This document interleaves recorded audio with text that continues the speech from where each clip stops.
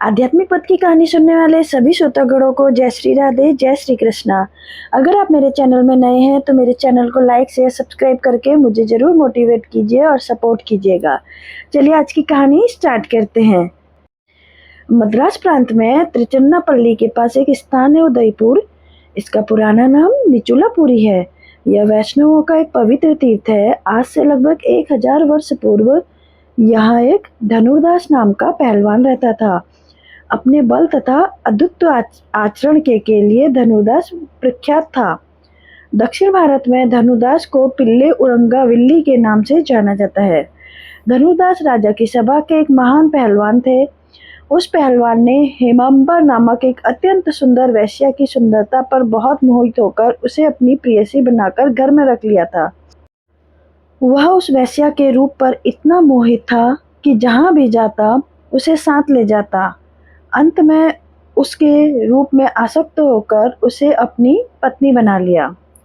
स्त्री ने भी उसे पति रूप में स्वीकार कर लिया था। रास्ते से जब धनुर्दास चलता तो स्त्री के आगे आगे उसे देखते हुए पीठ की ओर उल्टे चलता।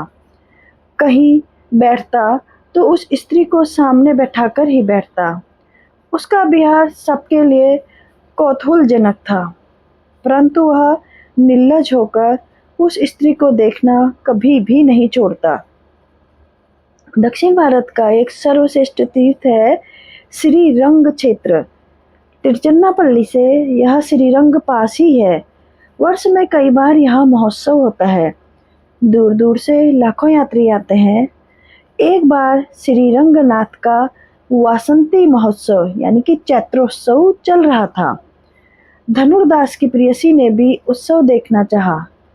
धनुर्दास उसे तथा नौकरों चाकरों के साथ श्रीरंगम आ गया। गर्मी के दिन थे। धनुर्दास एक हाथ में छाता लेकर अपनी प्रेयसी को छाया किए हुए था और स्वयं धूप में पसीने से लथपथ होकर उस स्त्री की ओर मुख करके पीठ की ओर पीछे चल रहा था। उसे अपने शरीर का ध्यान तक नहीं था। उन दिनों श्री रामानुजाचार्य जी श्रीरंगम में ही थे। दूसरे के लिए तो धनुर्दास का यह कृत्य पुराना था। नवीन यात्री उसे कुतूहल से देखे रहते थे। श्री रामानुज स्वामी जी के लिए इस पुरुष का व्यवहार बहुत ही अद्भुत था। उन्होंने अपने अपने शिष्यों से पूछा, वह निर्लज कौन है? परिचय पाकर शिष्य ने कहा, उससे जाकर कहो कि तीसरे पहर मठ पे आकर वह मुझसे मिले। धनुर्दास ने उस शिष्य से स्वामी का आदेश सुना तो सन्न हो गया। वह समझ गया आचार्य स्वामी अवश्य मेरी निर्लज्जता पर बिगड़े होंगे। बिगड़ने की तो बात ही है। सब लोग जहाँ श्रद्धा भक्ति से भगवान के दर्शन करने आए हैं, वहाँ भी मैं एक स्त्री के सौंदर्य पर मुग्ध हूँ। मठ पर जाने पर मुझे डांट सुननी पड़ेगी। डरते हुए वह मठ में आया।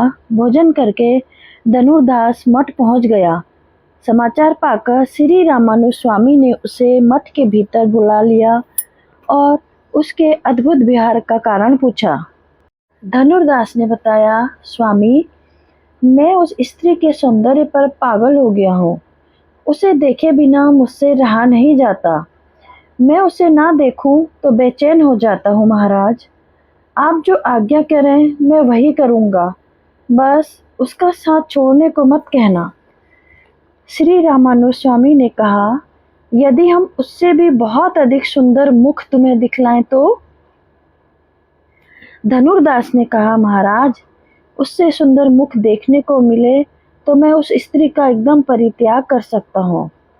श्री स्वामी ने कहा, ऐसा नहीं है, उसका परित्याग तुम मत करो।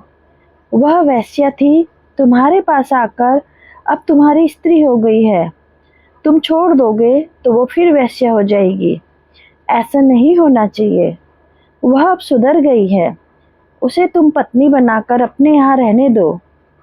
तुम जो उसके रूप में इतने मुग्ध हो, बस वह ठीक नहीं है।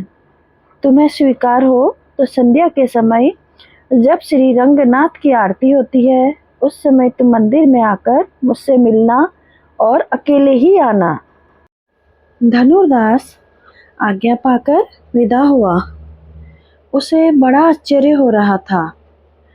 आचार्य स्वामी ने उस जैसे नीच पुरुष को मठ में भीतर बुलाया, पुत्र की भांति स्नेह से पास बिठाया और बिना डांटे फटकारे विदा कर दिया।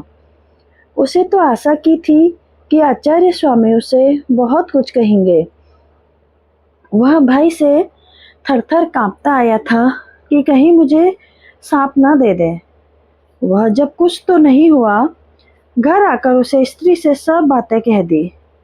वह स्त्री भी नहीं चाहती थी कि धनुर्दास इस प्रकार उस पर लट्टू रहे। मार्ग में धनुर्दास उसके आगे पीछे की ओर चले। वह व्यवहार उसे भी लज्जाजनक जान पड़ता था। वह अब सच्चे हृदय से धनुर्दास की पत्नी थी। वह उसका सुधार चाहती थी, किंतु इस भय से कि धनुर्दास उसे छोड़ ना दे कुछ कहती नहीं थी। उसे प्रसन्नता हुई कि इस आशा से कि आचार्य स्वामी धनुर्दास को कदाचित सुधार देंगे। जब संध्या समय धनुर्दास श्री रंग जी के मंदिर में गया तो उसे किसी ने भीतर जाने से रोका नहीं। श्री रामानुज स्वामी ने भगवान श्री रंगनाथ से मंदिर में जाकर उसी समय प्रार्थना की कि मेरे दयामय स्वामी एक विमुख जीव को अपने सौंदर्य से आकर्षित करके श्री चरणों में स्वीकार करो। फिर स्वामी जी ने उसको ध्यान पूर्वक आरती के समय भगवान के दर्शन को कहा। धनुर्दास तो आरती के समय ही एकदम बदल गया। करोड़ों कामदेवों को लज्जित करने वाले भगवान की एक झलक पाई और जब वह झांकी अदृश्य हो गई तो वह पागल की भांति आचार्य स्वामी के चरणों में लिपट गया। उसने फूट फूट कर रोते हुए कहा, स्वामी मुझे जो आज्ञा दो मैं वही करूँगा।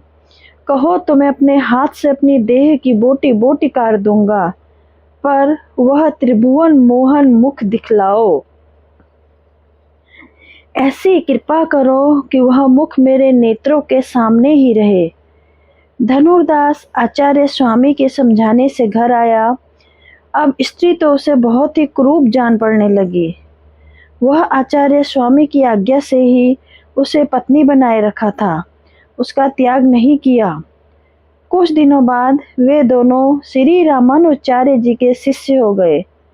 श्री स्वामी ने दोनों को संप्रदाय के विषय में बहुत ज्ञान दिया। दोनों का आचरण आदर्श हो गया।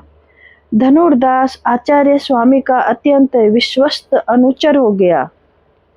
श्री रामानुज स्वामी वृद्धावस्था में कावेरी नदी में स्नान करने को जाते समय किसी ब्राह्मण के कंधे का सहारा लेकर जाते थे, पर स्नान करके लौटते तो धनुर्दास के कंधे का सहारा लेकर मठ के ब्राह्मण शिष्य आते। मठ के ब्राह्मण शिष्य इससे कुड़ते थे।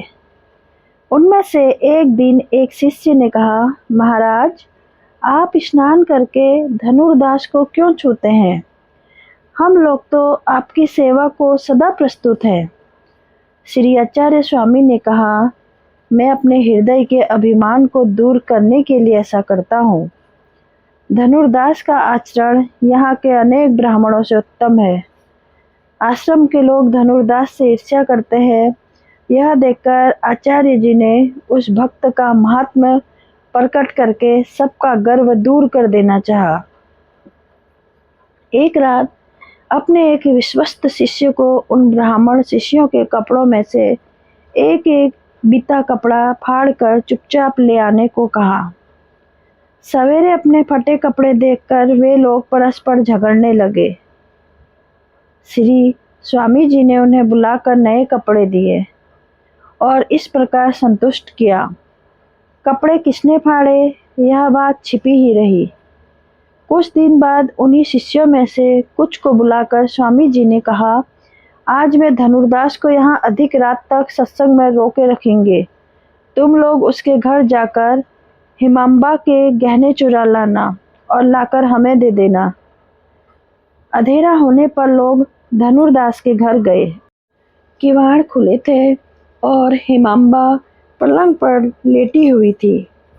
पति के आने की प्रतीक्षा कर रही थी। श्री वैष्णवों को लुकते छिपते दबे पैर घर में घुसते देखकर वह समझ गई थी कि ये लोग कुछ चोरी करने आए हैं। वैष्णव वेश के प्रति इसके मन में बड़ी श्रद्धा थी, अतः उसने नेत्र बंद कर लिए और झूठे खर्राटे लेने लगी। उसे इस प्रकार बेसुध सोते देख आए लोगों ने उनके शरीर पर एक ओर के गहने जो ऊपर थे धीरे से उतार लिए। हिमांबा ने सोचा कि ये लोग शरीर के दूसरे ओर के गहने भी ले लें तो अच्छा है। उसने करवट बदली, किंतु आए लोगों ने समझा कि वह नींद से जागने वाली है। वे लोग भाग गए। मठ पर जब यह लोग पहुंच गए तब श्री रामानुचार्य जी ने धनुर्दास को घर जाने की आज्ञा दी।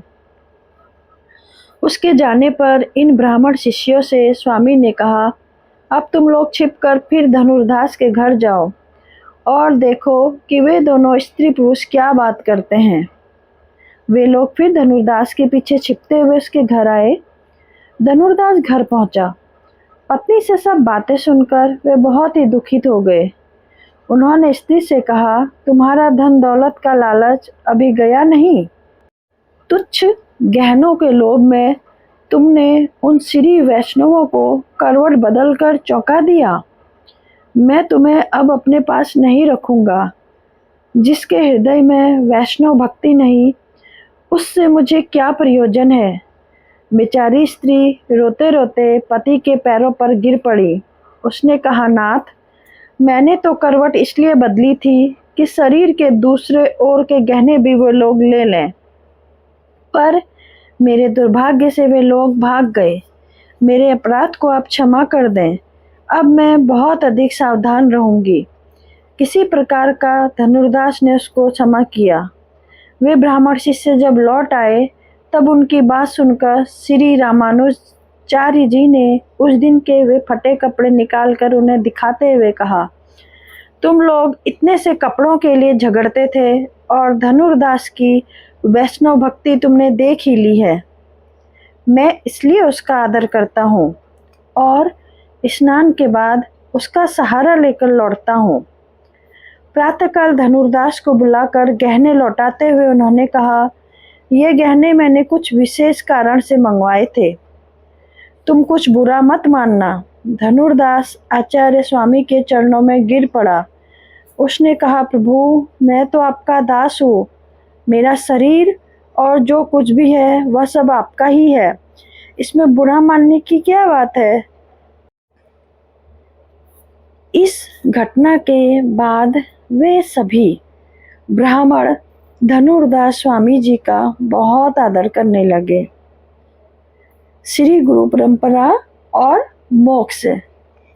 धनुर्दास जी नित्य प्रति श्री रामानुज स्वामी के सत्संग में जाया करते।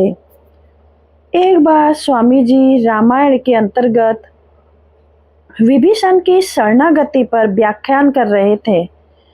वहां उपस्थित वैष्णव जनों ने धनुर्दास को उठाकर आचार्य स्वामी से अपनी समस्या का हल पूछते हैं। यदि शरणागत भक्त विभीषण को स्वीकार करने के लिए श्री राम लंबे समय तक सुग्रीव और जामवंत से विचार विमर्श करते हैं, तो मेरे जैसा संसार के जंजाल में पड़े व्यक्ति को मोक्ष की प्राप्ति कैसे होगी। श्री रामानुज स्वामी जी ने उत्तर देते हुए कहते हैं, यदि मुझे मोक्ष प्राप्त होगा तो मैं तुम्हें भी होगा। अगर मेरे गुरुदेव महापूर्ण स्वामी जी को मोक्ष प्राप्त होगा तो मुझे भी होगा। यदि दादा गुरु आलवंदार स्वामी जी को मोक्ष प्राप्त होगा तो मुझे और मेरे गुरुदेव को भी हो जाएगा।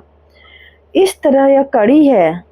जिस तरह लोहे की जंजीर है उसमें एक एक कड़ी सबसे जुड़ी है। यदि कोई पहली कड़ी पकड़ कर खींचे तो स्वतः ही सब कड़ियां साथ आएंगी। इस तरह गुरु परंपरा की माला भगवान श्री वैकुंठनाथ तक जाएगी। शरणागति का अर्थ ही है, शरणागत पहले ही स्वीकार कर लेते हैं कि अंतिम समय में हमें श्री भगवान की याद आए या नहीं निश्चित नहीं है। हम पहले ही हार मानते हैं। प्रभु से प्रार्थना करते हैं कि आप समर्थ हैं, आप ही अपनी ओर से कृपा करके हमें याद कर लेना। भगवान भी कहते हैं, यदि शरणागत भक्त अंतिम समय में हमें याद ना कर पाए तो हम स्वयं ही उसे याद कर लेते हैं। आगे विभीषण का उदाहरण देते हुए स्वामी जी कहते हैं, जैसे वे 4 राक्षस जो विभीषण के साथ आए थे, उन्हें भी श्री रामचंद्र जी ने विभीषण की तरह संबंध में स्वतः ही ताड़ दिया। श्री रामानुचार्य और धनुर्दास में परस्पर प्रेम। श्री रामानुचार्य जी को एक बार श्री रंगम से त्रिमुला जाना था। उस समय मठ के अन्न भंडार का नियंत्रण धनुर्दास करते थे। स्वामी जी एक श्री वैष्णव को भंडार से कुछ चावल लाने के लिए भेजते हैं। जब धनुर्दास को यह बात पता चलती है कि स्वामी जी श्री रंगम से बाहर जाने वाले हैं, वे अन्न भंडार में जाकर बहुत दुखी होकर रोने लगते हैं। श्री रामानुज जी ने उनसे उनका बड़ा प्रेम था। उनका विरह धनुर्दास जी सहन नहीं कर सकते थे।